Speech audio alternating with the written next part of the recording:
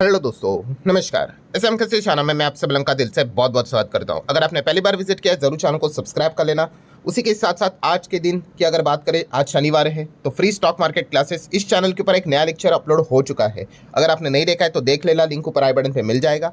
And उसी के साथ साथ let's learn stock market and finance इस चैनल को भी फॉलो करना। कल है संडे, तो एक नया लेक्चर अपलोड होने वाला है। सो इस चैनल का लिंक भी आपको ऊपर आई बटन पर नीचे डिस्क्रिप्शन में मिल जाएगा। सो चलिए दोस्तों, फिलहाल इस वीडियो को स्टार्ट कर लेते हैं। ठीक है दोस्तों, अभी हम लोग आ चुके हैं बिल्कुल हमारे नॉर्मल स्क्रीन के ऊपर। एंड यस, सबसे पहले तो आप सभी लोगों को हैप्पी इंडिपेंडेंस डे। एंड जब भी इंडिपेंडेंस डे की अगर बात करें, 15 अगस्त की अगर बात करें, तो अगर मार्केट रिलेटेड अगर मैं बात करूं तो आप सभी लोगों को पता ही है सबसे इंपॉर्टेंट चीज़ क्या होती है। यस, प्राइम मिनिस्टर जी का स्पीच। 15 अगस्त को ये एक चीज़ हमेशा हर किसी के रडार के ऊपर यहाँ पे होती है।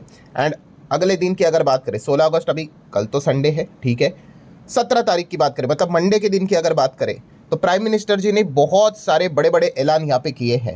तो इस चीज़ का इम्पैक्ट यहाँ पे क्या पड़ेगा, उसी के बारे में बातचीत हम इस वीडियो में यहाँ पे करने वाले हैं। मतलब ऑब्वियसली वो कोई डायरेक्टली जाके ये नहीं कहेंगे कि ये शेयर को खरीदो, वो शेयर को खरीदो, बट येस, कौन सा पर्टिकुलर मतलब बोलते हैं ना, वो एक हिंट देंगे कि कौन सा पर्टिकुलर सेक्टर, कौन सा पर्टिकुलर बिजनेस, कौन सी पर्टिकुलर इंडस्ट्री आने वाले समय में अच्छा कर सकती है। क्योंकि अल्टीमेटली सरकार ही तो डिसाइड करेगी कि कौन से पर्टिकुलर सेक्टर में, इंडस्ट्री में कितना पैसा देना है। जितना ज़्यादा पैसा यहाँ पे दिया जाएगा, उतना ज़्यादा उस इंडस्ट्री से रिलेट करने वाली जो कंपनियां हैं, ठीक है, वो अच्छा बिजनेस कर पाएंगे, उनको अच्छे कॉन्ट्रैक्ट्स मिलेंगे और उनमें अच्छी खासी यहाँ पे तेजी आएगी।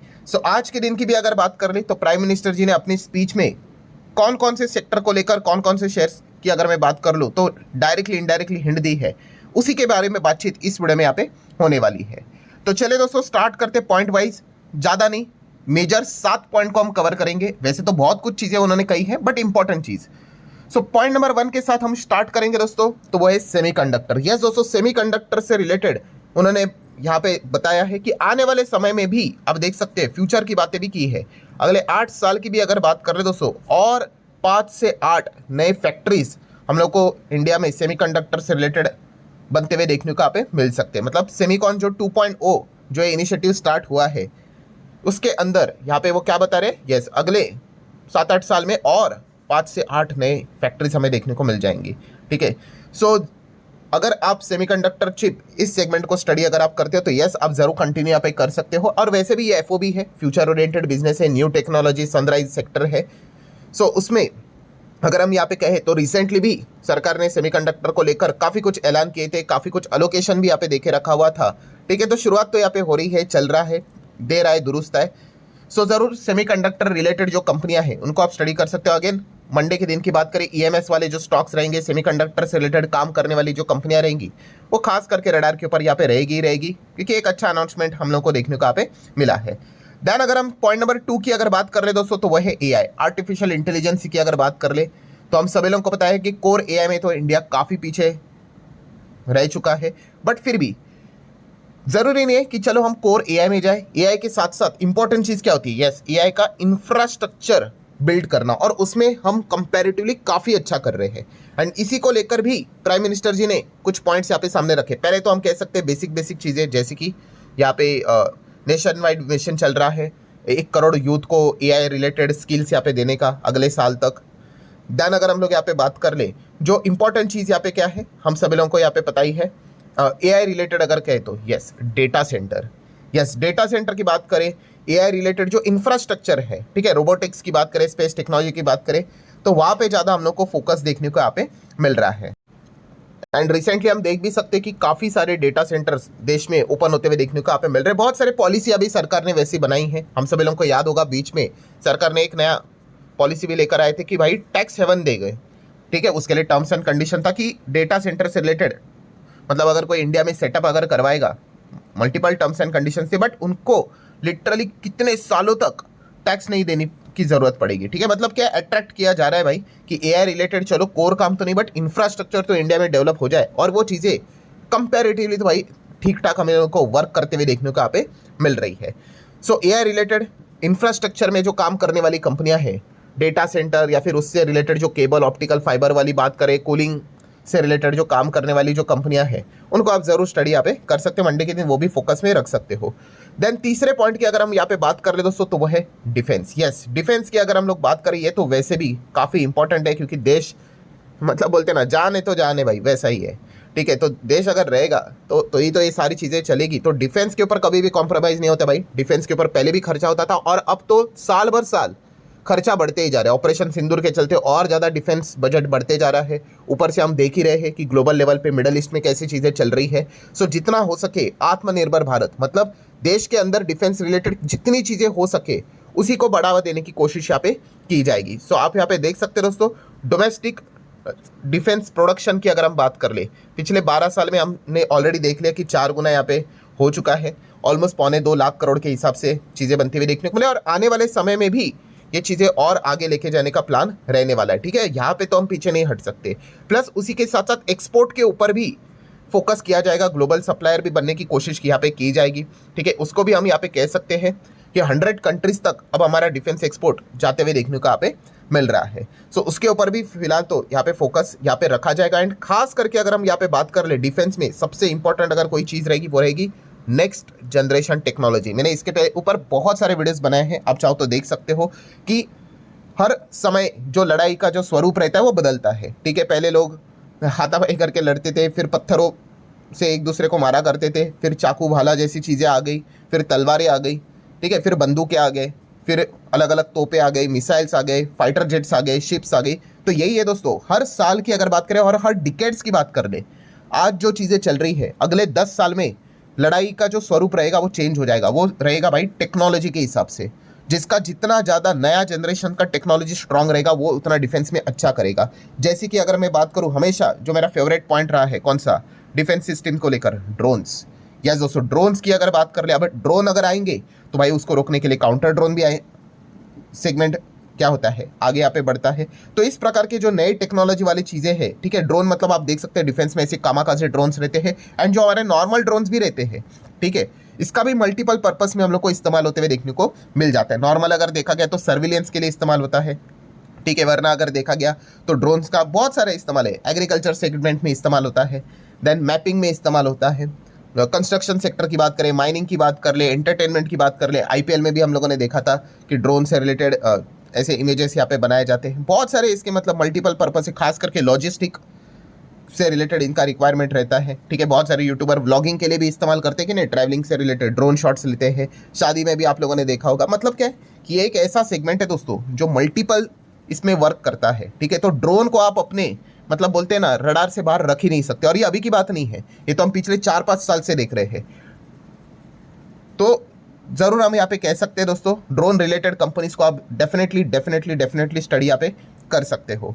देन अगर हम यहाँ पे आगे बढ़ेंगे दोस्तों तो पॉइंट नंबर 4 की ओर, एंड वो है energy. Yes, we all know that भाई कि एनर्जी कितना ज़्यादा इंपॉर्टेंट है। एंड एनर्जी का भी स्वरूप अब यहाँ पे बदल रहा है। ठीक है, हम थर्मल कोल के ऊपर एकदम डायरेक्टली ऐसा शिफ्ट नहीं हो सकते कि थर्मल कोल है अब उसको हटा दो और डायरेक्टली यहाँ पे रिन्यूएबल स्टार्ट करो, नहीं। बट उसके और हम धीमे धीमे आगे बढ़ रहे हैं। रिन्यूएबल एनर्जी की बात करें, न्यूक्लियर एनर्जी की अगर बात करें, न्यूक्लियर पावर की अगर बात कर ले, खास करके आप देख सकते हो प्राइम मिनिस्टर जी ने कहा है कि देश का टारगेट उन्होंने यहाँ पे रखा हुआ है कि भाई 47 तक हमें 100 गीगावाट सिर्फ न्यूक्लियर पावर से पहुँचना है। क्यों? क्योंकि हम सभी लोगों को पता है भाई एनर्जी की जो इलेक्ट्रिसिटी की जो डिमांड है, एआई, सेमीकंडक्टर, डेटा सेंटर में वो ज़बरदस्त लेवल पे बढ़ने वाली है। अगर वो बढ़ेगी, डिमांड रहेगा तो सप्लाई करना पड़ेगा, और पुरानी चीज़ों से ही अगर कंटिन्यू करेंगे तो सप्लाई करना मुश्किल हो जाएगा। तो इसीलिए इस चीज़ को अगर मतलब ये प्रॉब्लम को अगर सॉल्व करना है, ठीक है, तो हमें क्या करना पड़ेगा, न्यूक्लियर पावर से रिलेटेड जो टारगेट मतलब और ज़्यादा एनर्जी जनरेशन हम लोग को, ये सारी चीज़ें हम लोग को होते हुए देखने को मिलेगी। और इसके रिलेटेड बहुत सारे अनाउंसमेंट भी हम लोग को होते हुए देखने को मिलेंगे। जैसे कि उन्होंने यहाँ पे बताया कि India plan to commission 5 new nuclear reactor with this decade. ठीक है, तो ये भी चीज़ें हम लोग को होते हुए देखने को यहाँ पे मिल रही है। रिसेंटली हम लोगों ने देखा था इसी बजट में 2026 में ही हम लोगों ने सुना था कि पहली बार सरकार ने अनाउंसमेंट कर दिया कि न्यूक्लियर सेक्टर प्राइवेट प्लेयर के लिए ओपन कर दिया। यस, प्राइवेट प्लेयर के लिए। तो इस चीज़ के चलते अभी हम यहाँ पे देख रहे हैं बहुत सारे प्राइवेट प्लेयर अब न्यूक्लियर सेगमेंट में लगातार एंट्री करते हुए देखने को यहाँ पे मिल रहे हैं। क्योंकि वो टारगेट को अगर आपको अचीव करना है तो आपको प्राइवेट प्लेयर को लेकर भी यहाँ पे चलना पड़ेगा। हालांकि सरकार का उसके ऊपर बहुत अच्छा खासा स्ट्रिक्ट कंट्रोल रहना चाहिए। ठीक है, क्योंकि हम सभी लोगों को पता है ये काफ़ी सेंसिटिव मामला रहता है। एंड देन ग्रीन इकोनॉमी की अगर बात करें, मतलब वही रिन्यूएबल एनर्जी, ग्रीन मैन्युफैक्चरिंग की अगर बात करें, एनर्जी स्टोरेज की अगर बात कर ले तो उसके ऊपर ध्यान, मतलब क्या, वही विंड एनर्जी, देन उसी के साथ साथ सोलार, इसके ऊपर अगर देखा गया तो ज़्यादा से ज़्यादा सरकार का ध्यान रहेगा।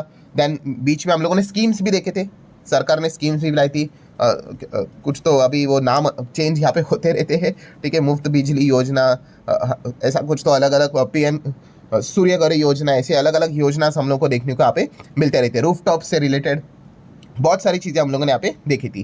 देन अगर हम लोग अगले पॉइंट नंबर 5 की अगर हम लोग यहाँ पे बात करें दोस्तों, तो एग्रीकल्चर, खेती को तो हम कभी बाहर रख नहीं सकते भाई, तो खेती से रिलेटेड हमेशा चीज़ें फोकस में यहाँ पे रहेगी एंड इसको कितना ज़्यादा एक्सपोर्ट भी यहाँ पे किया जाएगा उसके ऊपर भी सरकार का फोकस रहने वाला है। पॉइंट नंबर 6 की अगर बात करें दोस्तों, तो अगेन इंफ्रास्ट्रक्चर, कभी भी इंफ्रास्ट्रक्चर को हम बाहर रख नहीं सकते। अगर हम ये बातें कर रहे हैं हमें 47 तक हमें यहाँ पे विकसित यहाँ पे होना है, तो बिना इंफ्रास्ट्रक्चर के तो पॉसिबल ही नहीं है। सो इंफ्रास्ट्रक्चर में यहाँ पे रेलवे का भी जिक्र यहाँ पे किया गया है, ठीक है। पीएम गति शक्ति की अगर हम यहाँ पे बात कर लें तो बहुत कुछ पॉइंट्स यहाँ पे भी हम लोग को देखने को मिल जाएगा, मतलब कनेक्टिविटी यहाँ पे बढ़ाई जाएगी रोड्स के द्वारा, हाईवेज के द्वारा, वाटरवेज के द्वारा, ठीक है। प्लस उसी के साथ साथ रेलवे इंफ्रास्ट्रक्चर को भी और इंप्रूव यहाँ पे किया जाएगा। खास करके आप देख सकते हो कि इलेक्ट्रिफिकेशन की बात करें तो 70% रेल नेटवर्क इलेक्ट्रिफिकेशन की ओर हम लोग को बढ़ते हुए देखने को यहाँ पे मिल चुका है, ठीक है। एंड मतलब हम कह सकते हैं कि मतलब डीजल के ऊपर जो डिपेंडेंसी है उसको और ज़्यादा कम यहाँ पे करना है, और जितना हो सके मॉडर्न रेलवे रिलेटेड जो कोचेस का जो प्रोडक्शन भी रहता है वो भी हमारे देश में अब 21 पोल तक बढ़ते हुए देखने को मिल चुका है। वरना क्या होता था कि आज भी हो रहा है कि हम जो रेलवे के जो डब्बे हैं वो बाहर से मंगवाते हैं, ठीक है। तो अब देश के अंदर ही ये सारी चीज़ें हम लोग को बनती हुई देखने को मिल रही है और भी ज़्यादा ये चीज़ें बनती हुई देखने को मिलने वाली है। सो इन चीज़ों के ऊपर भी आप ध्यान जरूर रख सकते हैं। पॉइंट नंबर 7 की बात करें तो रेयर अर्थ मिनरल्स बोलो, मेटल्स बोलो, मैग्नेट्स बोलो, तो इसके ऊपर भी सरकार लगातार इन्वेस्टमेंट करते जा रहे हैं। अभी कल के दिन भी हम लोगों ने देखा कि एक और नया स्कीम सरकार की ओर से रेयर अर्थ मैग्नेट को लेकर आ रहा है, लगभग 8,000 करोड़ के आसपास, तो इसके ऊपर भी ध्यान यहाँ पे रखा जा रहा है। मतलब कंक्लूजन क्या है दोस्तों, तो कंक्लूजन यही है कि ये कुल मिला के ये कुछ 6 से 7 इंपॉर्टेंट जो सेगमेंट है, सेक्टर्स है, बिजनेस है, इससे रिलेटेड जो कंपनियां हैं उनको आप अपने पोर्टफोलियो से बाहर नहीं रख सकते, क्योंकि खुद सरकार भी इनके ऊपर यहाँ पे ध्यान यहाँ पे रखे हुए हैं। एंड जितना हो सके इनको लेकर अलग अलग यहाँ पे स्कीम्स आती रहेंगी, अलग अलग कॉन्ट्रैक्ट्स आते रहेंगे, सरकार की ओर से टेंडर्स निकलते रहेंगी, तो इनको मतलब क्या है, सरकार की ओर से बड़े बड़े कॉन्ट्रैक्ट्स यहाँ पे मिलते रहेंगे, उनके चांसेस काफ़ी ज़्यादा हम लोगों को देखने को यहाँ पे मिल सकते हैं। तो ज़रूर इन जो सेगमेंट में काम करने वाली जो कंपनियां हैं उनको आप अपने रडार के ऊपर यहाँ पे रख सकते हो। सो ठीक है दोस्तों, जितनी इंपॉर्टेंट बातें थी वो सारी कवर कर ली, और भी बहुत सारी चीज़ें कही थी। फॉर्चून 500 में हमारी 50 कंपनियां होनी चाहिए। देन उसी के साथ साथ और भी 2-3 पॉइंट्स यहाँ पे थे, जैसे कि अगर मैं याद करूँ थोड़ा तो यस, बैंकिंग को लेकर बात की है। दुनिया में जो टॉप 5 यहाँ पे बैंक है उसमें से एक बैंक भारतीय यहाँ पे होना चाहिए। तो ऐसे अलग अलग और भी ये चीज़ें चलती रहती, स्टेटमेंट्स यहाँ पे चलते रहते, बट जितना काम का पॉइंट था वो मैंने आप लोगों के सामने यहाँ पे रखा हुआ है। सो ठीक है दोस्तों, आशा करता हूँ वीडियो हेल्पफुल लगा होगा। आप चाहो तो लाइक एंड शेयर यहाँ पे कर सकते हो। मिलेंगे अगले वीडियो में, तब तक के लिए बाय बाय।